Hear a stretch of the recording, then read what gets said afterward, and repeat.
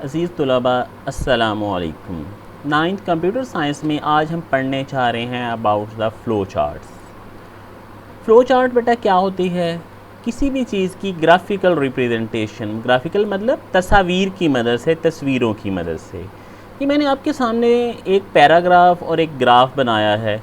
दोनों में इंफॉर्मेशन बिल्कुल सेम टू सेम है, एक ही जैसी बातें लिखी हुई हैं कि लिखा हुआ है कि 35 पीपल्स जो हैं वो एप्पल्स को लाइक करते हैं, 30 पीपल्स जो हैं वो ऑरेंज को, एंड सो।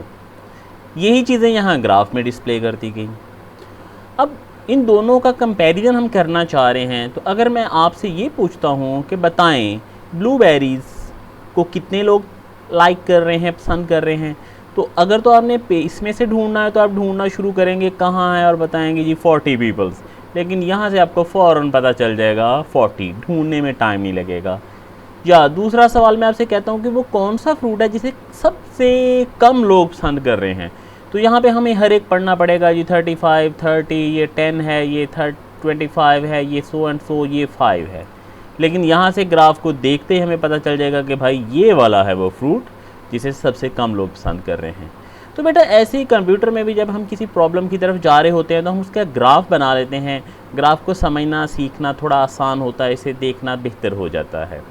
तो हम कोई एग्जांपल की तरफ आते हैं। मैंने एक ग्राफ बनाया है। ये ग्राफ हमारे किस लिए है? ये हमारे इसलिए है कि हमारा घर में एक लैंप ख़राब हो गया। Lamp does not work, lamp काम नहीं कर रहा। अब नेक्स्ट स्टेप पे आप क्या करेंगे? सबसे पहले तो हमें ये चेक करना है कि काम नहीं कर रहा, क्या वो प्लग इन है, स्विच लगा हुआ है कि नहीं। अगर तो जवाब आपका है नो, स्विच नहीं लगा, तो फिर जस्ट प्लग कर दें, हमारा काम हो गया।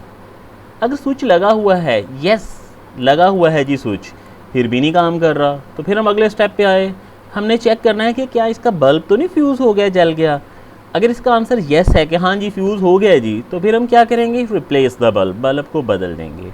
अगर यहाँ पे भी आंसर नो है तो फिर हम क्या करेंगे? रिपेयरिंग के लिए ले जाएंगे लैंप को, दुकानदार को, इलेक्ट्रिशियन को दिखाएंगे कि वो इसे हल करे, इस प्रॉब्लम को सॉल्व करे। तो ये हमारा एक फ़्लो चार्ट था जो हमें बताता था कि लैंप रिपेयरिंग के बारे में, एक छोटा सा, इससे हमें समझना थोड़ा ईजी हो गया। एक और फ़्लो चार्ट देखें जी।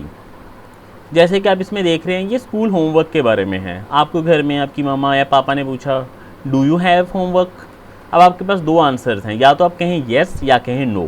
येस में काम करना पड़ेगा। आप अगर फ़ौरन कहते हैं नो तो क्या होगा? फ़ौरन एक चमाट लगी आपके, और आपकी मम्मा ने कहा नो कहाँ से हो गया, आर यू लाइंग, झूठ बोल रहे हो, चल इधर आ। फिर अगले स्टेप पे अगर आपने येस कहा तो फिर भी आपको इधर ही आना है, यानी काम तो आपको करना ही करना है। इस स्टेप पे क्या होगा? इस स्टेप पे आपसे ये पूछा जाएगा कि ये असाइनमेंट जमा कब करवानी है। अगर तो आपके जहन में है कि कोई बात नहीं, ये असाइनमेंट छुट्टियों के बाद महीने 15 दिन में कहीं जमा करवानी है, फिर तो कोई मसला नहीं। यानी आपने कहा कि अभी इसके जमा करवाने में 12 घंटे से ज़्यादा पड़े हैं, तो फिर आप क्या करेंगे? फिर तो आप मौजे मार लें, टीवी देखें, गेम्स खेलें, फेसबुक जो मर्ज़ी चलाएं। हाँ, जब 12 घंटे से कम रह गए तो फिर ये सारी चॉइसेस आपकी हुई ख़त्म और आप पहुंच गए स्टार्ट द वर्किंग पे और काम पे लगना शुरू हो गए। तो ये हमारा फ़्लो चार्ट ज़ाहिर कर रहा था होमवर्क के बारे में। तो फ़्लो चार्ट्स में हम ग्राफिकली किसी भी चीज़ को ज़ाहिर कर सकते हैं। नेक्स्ट, ये एक और छोटा सा फ़्लो चार्ट है जो हमारी बुक में भी दिया गया है। हम करते क्या हैं? ये फ़्लो चार्ट हमें ये बता रहा है कि शूज़ पहनने में आपके कौन कौन से स्टेप्स आते हैं।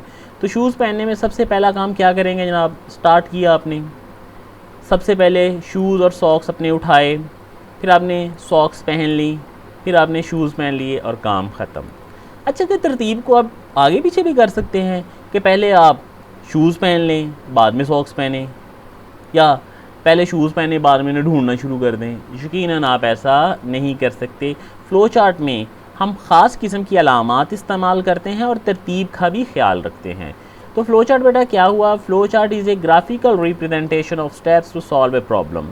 We use symbol for each step. हर स्टेप के लिए हम सिंबल इस्तेमाल करेंगे जिनके साथ एरोज़ होंगे जो हमें बताएंगे कि यहाँ से इधर जाना है, यहाँ से इधर जाना है।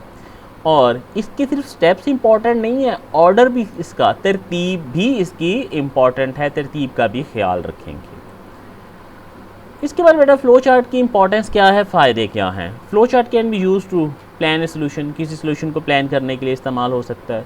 With the help of flow chart we can quickly understand the way a problem is solve.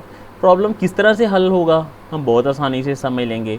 More effective to visualize a solution graphically, solution को ग्राफिकली देखना टेक्स्ट की निस्बत आसान है, जैसे वो फ्रूट्स वाली एग्जांपल में भी आपको मैं बता रहा था। Graphical representation also effective to verify whether a solution is correct और नॉट। तस्वीरों को देख के हमें फ़ौरन अंदाज़ा भी हो जाता है कि सोल्यूशन दुरुस्त है या नहीं। It is good way to communicate the solution of problem to other peoples. तस्वीरों की शक्ल में अगर आप दूसरे बंदे को दिखाते हैं तो वो भी ज़्यादा बेहतर तौर पे समझ सकता है। तो बेटा आज का लेसन आपके पास क्या है, फ्लो चार्ट की डेफिनेशन याद कर लेंगे, ये वाली लाइन याद करेंगे और इसके स्टेप्स के साथ साथ इसकी ऑर्डर भी इम्पॉर्टेंट है। फिर ये इंपॉर्टेंस ऑफ फ्लो चार्ट, ये आप इस पैराग्राफ में से इसके फ़ायदे याद कर लेंगे 4-5। वैसे वो मैंने पिछले सफ़े आपको बना के दिखाए भी हैं अलग-अलग पॉइंट्स, अगर आप पॉइंट्स की शक्ल में याद करें, पॉइंट्स की शक्ल में लिखें तो ज़्यादा बेहतर होगा। तो आज का काम पेज नंबर 6 और पेज नंबर 7 यहाँ तक आपके पास है। अल्लाह हाफिज़, कीप कंटिन्यू।